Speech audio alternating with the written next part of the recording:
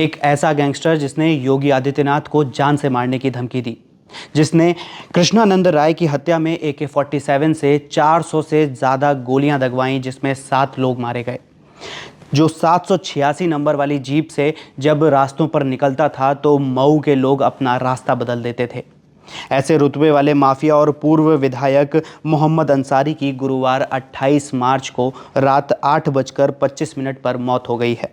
मौत का कारण बताया जा रहा है कार्डियक अरेस्ट, लेकिन उनके बेटे उमर अंसारी जो हैं प्रशासन पर सवाल उठा रहे हैं कि उन्हें कुछ दिनों से स्लो पॉइजन दिया जा रहा था, जिस वजह से उनकी तबीयत बिगड़ी और अब उनकी मौत हो गई है। ये कितना सही है कितना गलत है ये तो पोस्टमार्टम की रिपोर्ट आने के बाद साफ हो जाएगा, लेकिन आज हम इस वीडियो में बात करेंगे मुख्तार अंसारी के गैंगस्टर मुख्तार अंसार बनने की कहानी की।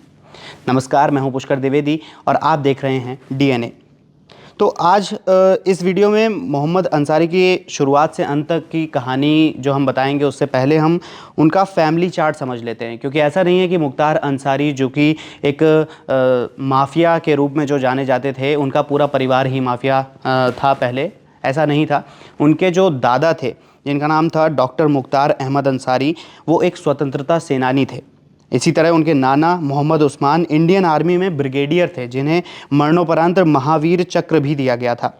उनके जो पिताजी थे सुभानुल्लाह अंसारी, वो रीजनल पॉलिटिक्स में बहुत ज़्यादा, मतलब कि स्थानीय राजनीति में बहुत ज़्यादा सक्रिय थे, जिसके बाद से इनका पॉलिटिकल बैकग्राउंड पूरे फैमिली का बनना शुरू हुआ था। इनके जो चाचा थे हामिद अंसारी, जो कि देश के सबसे लंबे समय तक उपराष्ट्रपति रहे। तो हामिद अंसारी से इनके काफ़ी कनेक्शंस थे। वो चाचा थे लेकिन बहुत अच्छे संबंध नहीं थे। और इसके बाद जब इनके दो बड़े भाई थे, अफजल अंसारी और सिबकतुल्ला अंसारी, ये एक सांसद थे और एक विधायक थे। तो इनके जो फैमिली बैकग्राउंड था वहाँ तो मतलब इतना ज़्यादा दहशत का माहौल नहीं था। इसके बाद जब मुख्तार अंसारी आए तो यहाँ से शुरू होती है गुंडा राज की कहानी। तो मुख्तार अंसारी का जन्म हुआ था 30 जून 1963 को गाज़ीपुर में, और यहीं से इनकी पढ़ाई हुई थी, गाज़ीपुर राजकीय सिटी इंटर कॉलेज से, जहाँ से इन्होंने BA MA किया था। और उसके बाद इनका जो बचपन से ही शौक़ था वो था क्रिकेट का, लेकिन कुछ समय तक इन्होंने क्रिकेट को फॉलो किया, लेकिन कॉलेज के समय से ही इनका शौक़ ये वाला ख़त्म हुआ और ये अपराध की दुनिया में एंट्री कर गए। अपराध की दुनिया में जब इन्होंने एंट्री करी तो सबसे पहले ज्वाइन किया मखानू सिंह गैंग, जिसकी जो राइवलरी थी वो साहिब सिंह गैंग से थी। उसी में एक मेंबर थे ब्रजेश सिंह, जो कि आगे चलकर इनके जानी दुश्मन बन गए थे।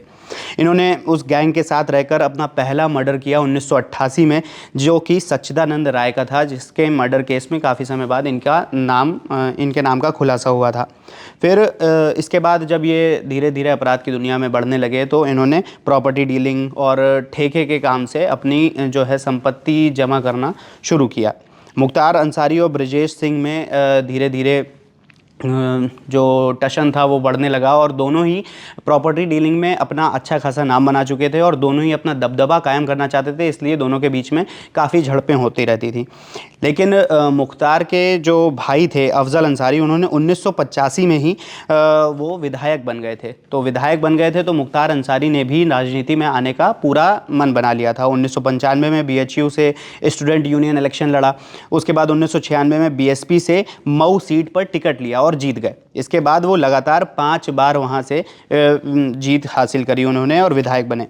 तो उसके बाद इसी बीच में जब वो राजनीति में एंट्री कर चुके थे, इस दौरान उनकी जो पहुंच थी और ज़्यादा बढ़ने लगी। यूपी में उनका दबदबा और ज़्यादा फैलने लगा, उनका नाम लोग जानने लगे।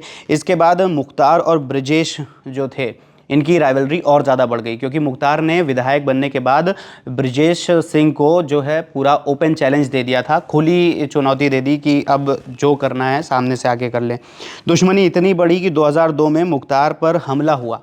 ये हमला कराया था ब्रजेश सिंह ने, लेकिन हमले में मुख्तार बच गए और दोनों पार्टी में बहुत गोलीबारी हुई और ब्रजेश जो हैं वो बुरी तरह घायल हो गए। इस पूरी झड़प में मुख्तार के 3 जो गुर्गे थे वो मारे गए थे। बहुत बुरी तरह घायल होने के बाद उनकी मौत हो गई थी। इसके बाद शूट आउट में ब्रजेश सिंह घायल तो हुए, लेकिन वो बचकर भाग गए। कुछ समय बाद वापस आए और जिस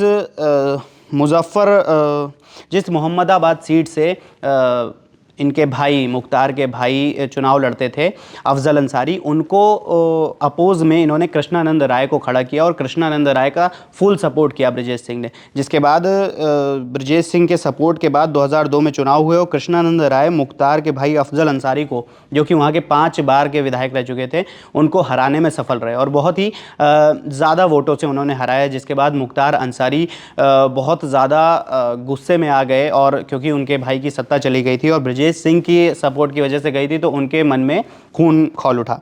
उसके बाद 29 नवंबर 2000, उसके बाद मुख्तार अंसारी ने अपने पुराने केसेस में बेल का जो पेपर था वो वापस लिया और जेल चले गए। जेल से ही 1 महीने बाद उन्होंने 29 नवंबर 2005 में कृष्णानंद राय को जो है उन्होंने अटैक करवाया। उनके शूटर्स ने उनकी कार को घेर लिया और 400 गोलियां दागी AK-47 से 400 गोलियां दागी, जिसमें 7 लोग बुरी तरह घायल हुए, मौत हो गई उनकी, और इनके भी 2-4 गोरखों को चोटें लगी। और पोस्टमार्टम जब हुआ तो पता चला कि जो बॉडीज़ थी उनमें से 67 गोलियां निकाली गई। मतलब सोचिए ये जो गोलीबारी हुई होगी कितनी खतरनाक हुई होगी। इसके बाद 2005 में मऊ में भीषण दंगे हुए। आरोप लगा मुख्तार अंसारी पर, क्योंकि इस दौरान वो 786 नंबर की जीप जो होती थी उसमें ऊपर बैठते थे और गली मोहल्लों में निकलती थी जीप। इसके साथ उनकी 20 से 25 SUV गाड़ियां रहती थीं। तो इतना खौफ पैदा होता था कि लोग जो सामने से आ रहे होते थे रास्ता खाली कर देते थे, जिधर जा रहे हैं उधर से रास्ता बदल देते थे। तो इतना ज़्यादा खौफ था इनका। जब ये दंगे हुए तो दंगों के बाद उस समय पर गोरखपुर से जो हमारे सांसद थे वो थे योगी आदित्यनाथ जी। वो मऊ के लिए निकले और उनके काफिलों को मऊ बॉर्डर पर ही रोक दिया गया। ये था मुख्तार अंसारी का खौफ। जब वो काफिले रोक दिए गए तो योगी जी वापस हो गए। 2008 में उन्होंने आतंकवाद के खिलाफ एक रैली निकालने का आह्वान किया और ये रैली निकलनी थी आजमगढ़ में, लेकिन आजमगढ़ जो था वो मुख्तार अंसारी का गढ़ था। उसने चुनौती दी और साफ साफ चेतावनी भी दी कि योगी जी उस जगह पर ना आए। लेकिन योगी जी जब गए तो उनके काफिले पर हमला करा दिया गया। योगी जी ने इनडायरेक्टली इस हमले की जो पूरी जिम्मेदारी थी वो मुख्तार अंसारी के सर पर डाल दी कि ये हमला मुख्तार अंसारी ने कराया है। इस बीच मुख्तार क्राइम के साथ साथ पॉलिटिक्स में भी अपने पांव जमाने लगा था। तो पांव जब जमने लगे थे तो एक दौर ऐसा आया, मुख्तार का इतना ज़्यादा खौफ था कि ये पूरा का पूरा यूपी जो है वो मुख्तार के खौफ से डरता था। वो जेल में रह के सारे चीज़ें, अपने सारे काले धंधे और सारे जितने भी उनके गुर्गे थे उनको हैंडल कर लेते थे। मुख्तार का डाउनफॉल शुरू हुआ 2018 के बाद, जब 2018 में बागपत जेल में मुन्ना बजरंगी की हत्या कर दी गई थी। तो इसके बाद से उन्हें डर लगने लगा कि उनकी भी कभी भी जेल में हत्या की जा सकती है। इसलिए उन्होंने पूरी एड़ी चोटी का जोड़ लगाया और अपने जुगाड़ के बाद वो पंजाब जेल चले गए।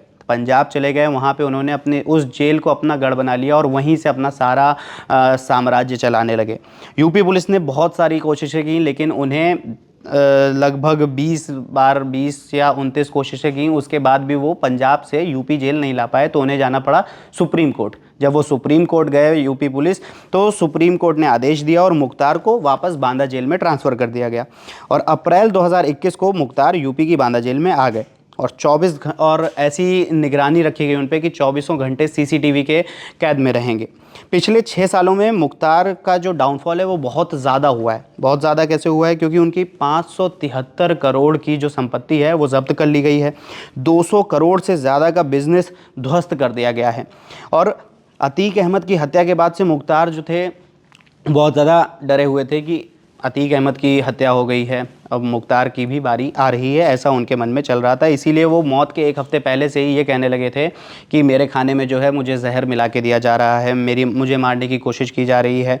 और उन्होंने काफ़ी दावे किए और मुख्तार के बेटे भी यही दावा कर रहे हैं कि मुख्तार की जो मौत हुई है वो मौत नहीं हत्या है, क्योंकि जो प्रशासन है उसने, जेल प्रशासन ने 1 हफ्ते से या उससे भी पहले टाइम से स्लो पॉइज़न देना उन्हें शुरू कर दिया था, जिससे उनकी तबीयत बिगड़ी और उनकी मौत हो गई। अब इसका जो पूरा खुलासा होगा वो पोस्टमार्टम रिपोर्ट के बाद होगा।